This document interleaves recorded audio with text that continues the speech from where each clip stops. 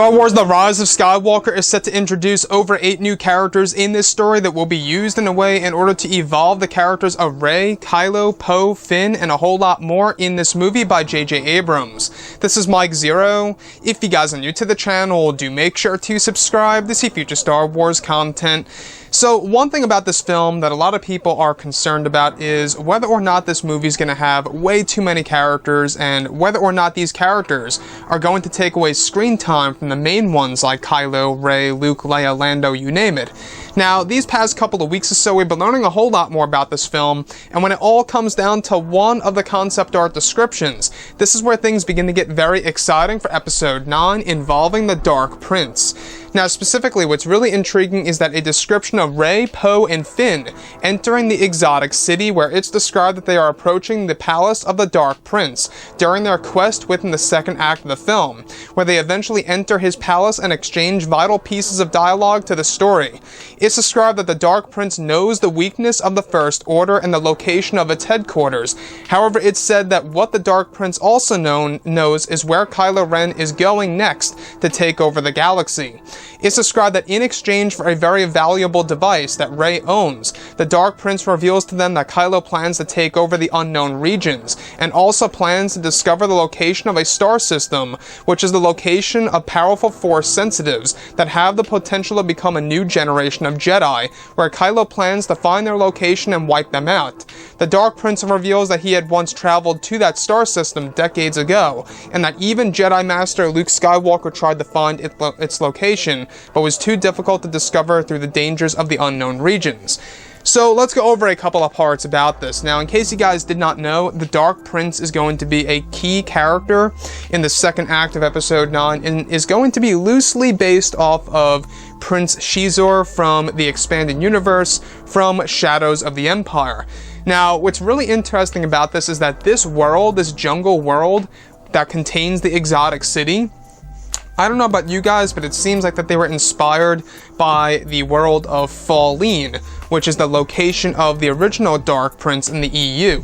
So in this version of Dark Prince, he's helping Rey, Poe, and Finn in exchange for a specific powerful device that Rey discovers during her time in the Lost City.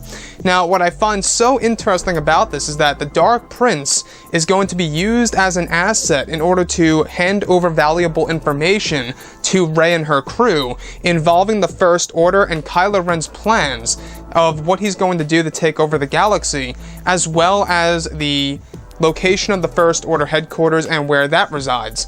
Now, the thing here is this, alright, this new species, this location within the unknown regions, a specific star system that the Dark Prince reveals that even Jedi Master Luke Skywalker could not reach. He himself had once traveled there decades ago, but it was very hard to get there through the dangers of the unknown regions. In case you guys did not know, there's a lot of danger of traveling to the unknown regions, like black holes and different creatures entering into those worlds and stuff like that. Very, very complex to get there. And it really does make one wonder exactly how the unknown regions will be used in Episode 9. Now, once again, guys, this is loosely based off of Dark Empire once again. In one of the Dark Empire comics, we had Darth Sidious looking for a species on an unknown world that could become new Jedi. Even Jedi Master Luke in the EU within Dark Empire discovers the species and attempts to make them new Jedi. So you can really see how J.J. Abrams and Chris Terrio are in fact doing their homework and digging into the EU and using that as inspirational material. Now guys, everybody has their opinion, and I totally respect if people, believe if maybe this could be just J.J. Abrams taking ideas from the EU and it's not being creative. But in my point of view, I kind of like how they are taking something from the EU very close to how it originally was, but at the same exact time making some minor tweaks. So this star system, which is basically the same exact one from the EU, except in a different region in the galaxy, is going to be the home of a new species or a new race that will become new Jedi, most likely in Episode 9. So that leaves us off with Kylo Ren. Is he going to be successful at wiping these species out? Wiping that race out that could very well become the new generation of Jedi that Rey could lead and train to create a new Jedi Order, or whatever the new order is going to be called in this film, right? So Kylo Ren, you know, and the Dark Prince have this connection. We also know that the Dark Prince had some kind of connection to the First Order during its infancy. He knew Snoke, he knew Kylo Ren once Kylo Ren joined, and that's eventually where the Dark Prince went on his own. He basically became a private person. He ruled this certain world. We're not quite sure exactly what this jungle world is going to be called. I wouldn't be surprised if they brought it into canon, you know, under Disney. If they really wanted to make it the true version of Falleen, that would be very intriguing for sure.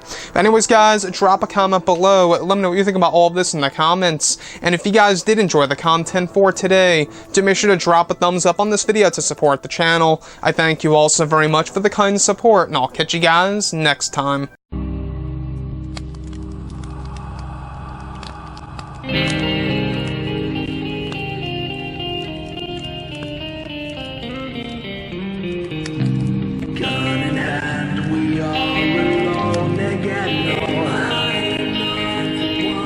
From night to moon, we hear them moans again.